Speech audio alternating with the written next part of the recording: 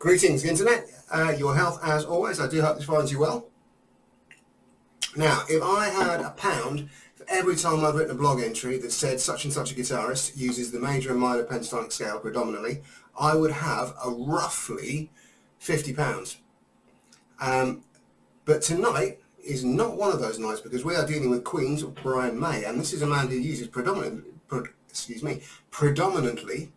the major scale with a lot of ornamentation, and whose sense of melody, I think, is much more in tune with a classical player than any of the kind of the blues rock contemporaries of his day. So it's been a very interesting journey looking through a lot of his stuff, and it's led me to do a slightly different style guide rather than picking out a few choice licks here and there.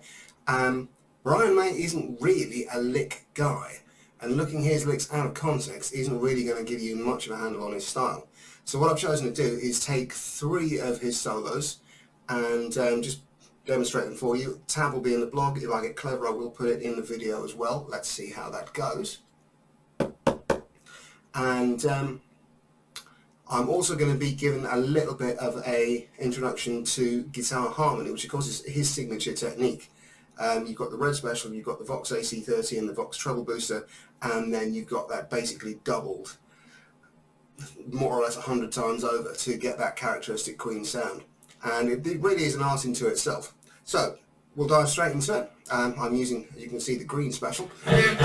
So harmony, let's talk about that. In the Western Hemisphere, harmony is built on thirds. So if we were to take, for example, a major scale,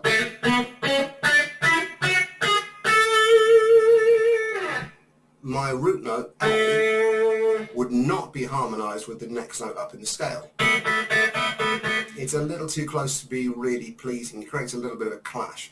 What you would do is go to the next note up. So rather than going to the B, you would harmonize it with the next note up, which would be a C sharp. Similarly, the next note in the scale, the B, you wouldn't harmonize that with a C sharp. You would go to the next note up from that, which in this scale is a D. And you can see that there is a slight difference there. It's a 4 fret or major third gap between the A and the C sharp, but a 3 fret or what we call a minor third gap between the B and the D. Major third, minor third.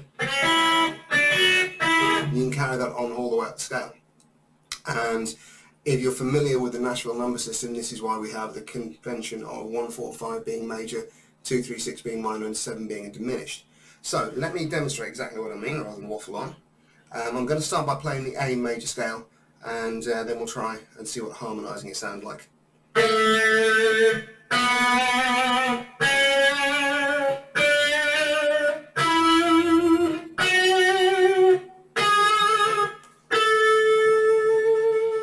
Okay, so that's given me then, it's given me a technical problem with a camera, but there we go. Yeah. So that's going to be my A major scale, root notes. Now I'm going to play notes a third up from that, so I'm going to start on the C sharp and work my way up the scale.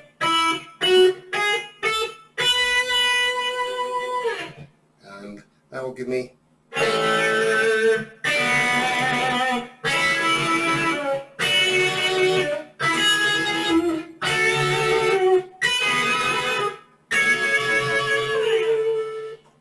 I might also choose to go a step above that and harmonize to the 5th. So I've taken my root note, missed out the next note in line, the 2nd, gone to the 3rd, and then I'm going to miss out the one after that, the 4th, and go to the 5th. So that would give me the E, and then if I was to follow on the scale from there,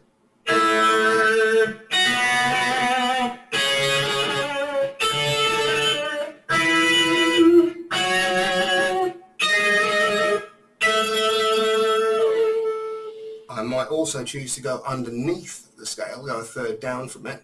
So in this case I would go down from the root, not to the preceding note, the G sharp, but to the one that precedes that, which in this case is the F sharp, and play through from there.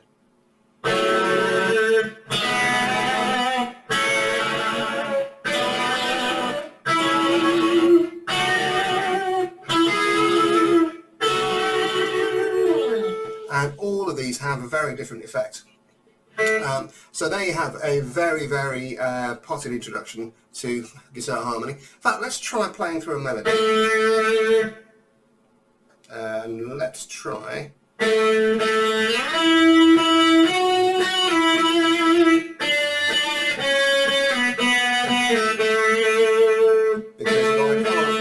Harmonise that, I may as well go home, right? So I would start, that's my root note, the A, I would harmonise up the C sharp, and I would move up to the E, and a third up from the E is a G sharp.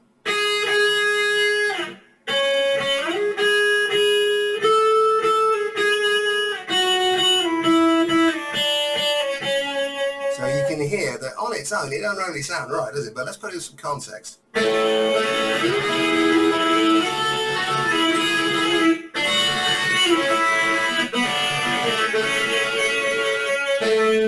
So there you go. So we have a very potted introduction to how to harmonise guitar lines. Okay, moving on, and I'm just going to deal a little bit with a recalcitrant camera. There we go. Moving on, let's start taking a look at some solos. So again, this is a major scale bass solo. This is taken from Don't Stop Me Now in F major, and Brian is using, I guess you'd call, a mix of the C mixolydian and D minor fingers. And I'm just going to play it through for you now.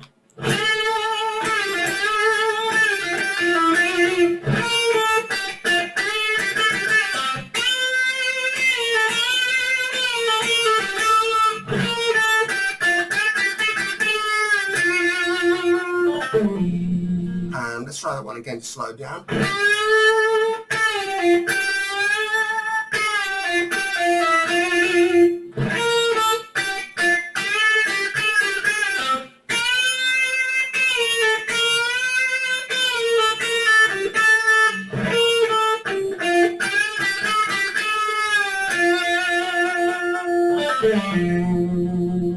And there's nothing too technical here, which is why I think it's a great solo to learn. It's full of melody, it's full of phrasing. There's one or two little articulation aspects that we can take a look at. You can hear the little subtle rake into those opening bends. Let's go to camera 3 here, and you can see me. One of the options that you've got here is to mute with the index finger on the fret and hand across the strings. And we do a little strumming motion into the note, and you're only going to catch muted strings before you hit the fretted note. This makes the note sound bigger,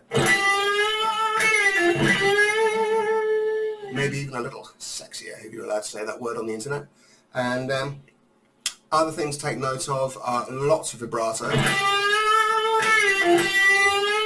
and you want to be very, very careful with your bending accuracy on this one. I would suggest, if you're new to string bending, I mean, it's a great solo to learn if you're new to string bending, but if you are, it's worth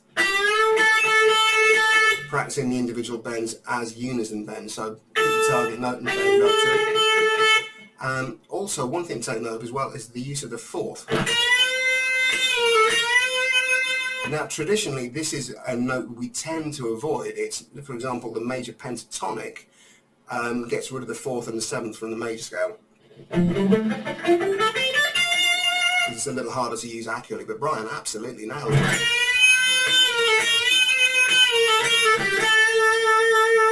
So one more time.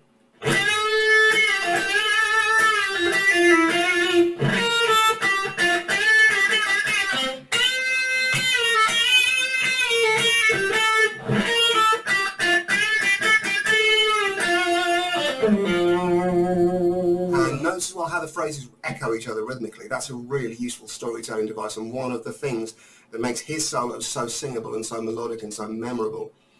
Okay, let's move on to the next one, which is taken from Crazy Little Thing Called Love.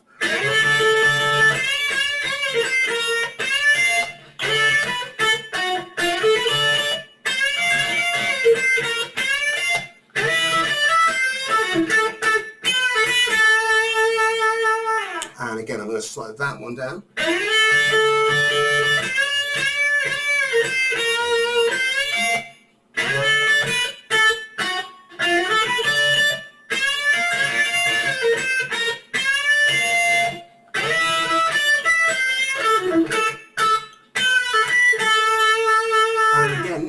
massively technical going on here, but it's all about the articulations, about getting those bends really accurate.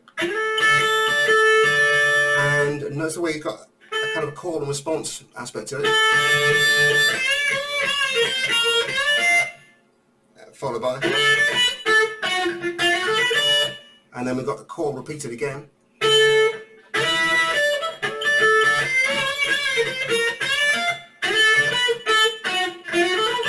Sorry, and and then we move into a key change where we've gone from a mix of D minor and D major into what you could argue is A Dorian.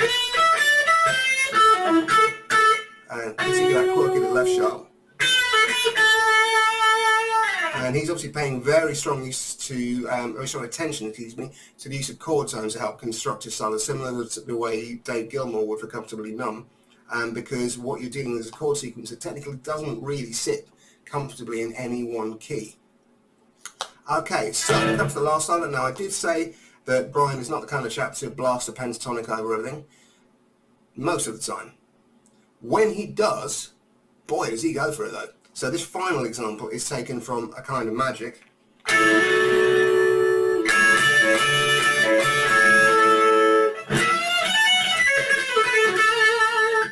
And this is a great example of the idea of dynamics of the solo, pulling the string back, creating the tension, and then letting it go. So we've got our little 1 to 4 chord move going on. Here I am.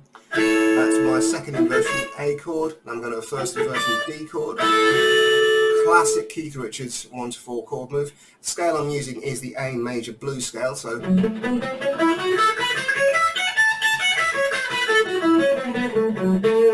if you think that looks remarkably like the F sharp and minor blues scale, that's because it is. They are both the same thing seen from different points of view, in the same way that F sharp minor pentatonic and A major pentatonic are the same. This is simply taking the blues scale and adding in what would be the flat 5 over an F sharp minor chord has become a minor third over the A chord. So we get the cool little idea of having minor third and a major third. And to be honest, it goes by so quickly you don't really notice it. So I'm going to play.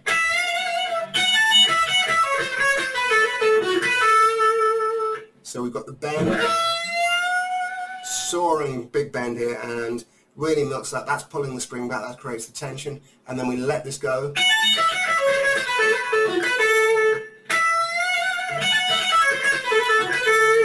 And this is very definitely a lick that I would suggest practicing. I mean, first to start practicing both octaves in A major,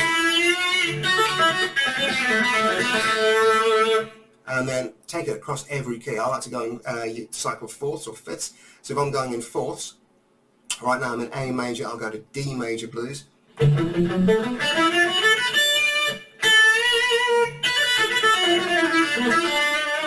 go to G major blues next.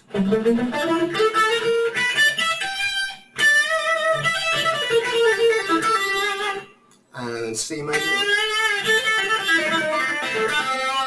You get the gist. Okay, so that's given us then a little bit of an insight into the style of Brian May, a few things to take away and play with, and I do hope you found this interesting. I do hope you've enjoyed it. If you have enjoyed it, please do like, share and subscribe. I know it doesn't look like it, but this is a very small channel with a very small budget, and although it's one click for you, it does make that world of difference for me. So yeah, as I say, please do like, share, subscribe.